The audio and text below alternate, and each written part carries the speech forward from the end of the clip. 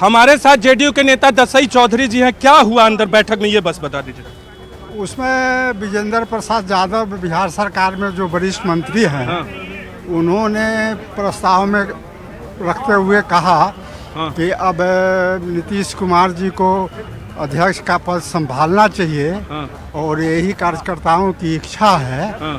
उसका समर्थन वहाँ बैठे हुए सारे जो कार्यकारिणी के सदस्य थे, उन लोगों ने हाथ उठाकर के समर्थन किया। फिर मुख्यमंत्री जब उठे तो मुख्यमंत्री जी ने कहा कि ठीक है, हम तो नहीं चाहते थे, लेकिन सब लोगों का आग्रह है तो हम इसको स्वीकार करते हैं अध्यक्ष के। ललन सिंह ने क्या कहा? ललन सिंह ने कहा कि हमको चूँकि चुनाव लड़ना है और हम काफ़ी दिनों तक रह चुके हैं अध्यक्ष के पद पर, और चूँकि चुनाव करना है और भी चुनाव व्यवस्था देखना है, इसलिए हम अपने पद से इस्तीफा करते हैं और नीतीश कुमार जी को समर्थन करते हैं। एक आपसे अंतिम बार, क्योंकि न्यूज 18 इंडिया के दर्शक आपको देख रहे हैं, प्रस्ताव आया विजेंद्र यादव की तरफ से, नीतीश जी ने स्वीकार किया, उसके बाद फिर ललन सिंह ने कहा कि हम स्वीकार करते हैं। पहले ही ललन सिंह ने कह दिया था। हाँ, पहले क्या हुआ? ललन सिंह ने पहले ही कह दिया था कि हम काफ़ी दिनों तक अध्यक्ष के पद पर रहे हैं और हमने संगठन को ठीक ठाक चलाया है।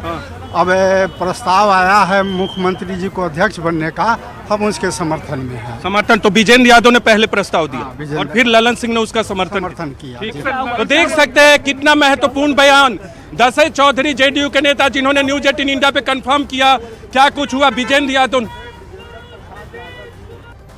तो नीतीश कुमार जी कभी आरसीपी जी को अध्यक्ष बनाए, कभी ललन जी को अध्यक्ष बनाए, कभी और किसी को अध्यक्ष बनाए, ये उनका दायित्व है। लेकिन भारतीय जनता पार्टी का स्पष्ट मानना है कि हम पूरे महागठबंधन और इंडी गठबंधन के लोगों को हराने के लिए तैयार हैं।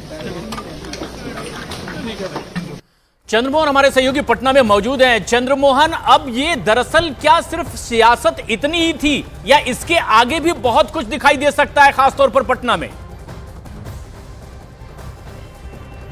बिल्कुल, देखिए अभी इसके आगे बहुत कुछ बाकी है। नीतीश कुमार अगर अपने हाथ में कमान ले रहे हैं किसी और राष्ट्रीय अध्यक्ष से, तो जाहिर सी बात है उनके मन में कुछ और भी चल रहा होगा और हो सकता है कि आने वाले दिनों में कुछ और नीतीश कुमार नया करने वाले हों, जिसे इनकार नहीं किया जा सकता। हालांकि नीतीश कुमार जो कुछ भी करते हैं वो किसी को पता नहीं चलता है और किसी को पहले एहसास तक नहीं होता है। और अब नीतीश कुमार जब कमान अपने हाथों में ले लिए हैं तो जाहिर सी बात है नीतीश कुमार की अगली रणनीति क्या है, ये जरूर उनके मन में कुछ चल रहा होगा। और कहा यह जा रहा है कि आज से कुछ दिन पहले पार्टी को तोड़ने की बात सामने आई थी, जिसके बाद उन्होंने मन बना लिया था कि वो राष्ट्रीय अध्यक्ष अब खुद बनेंगे, जैसा कि पार्टी के नेताओं से जानकारी मिली थी, सूत्रों से ये जानकारी मिली थी। और अब नीतीश कुमार राष्ट्रीय अध्यक्ष हो गए हैं।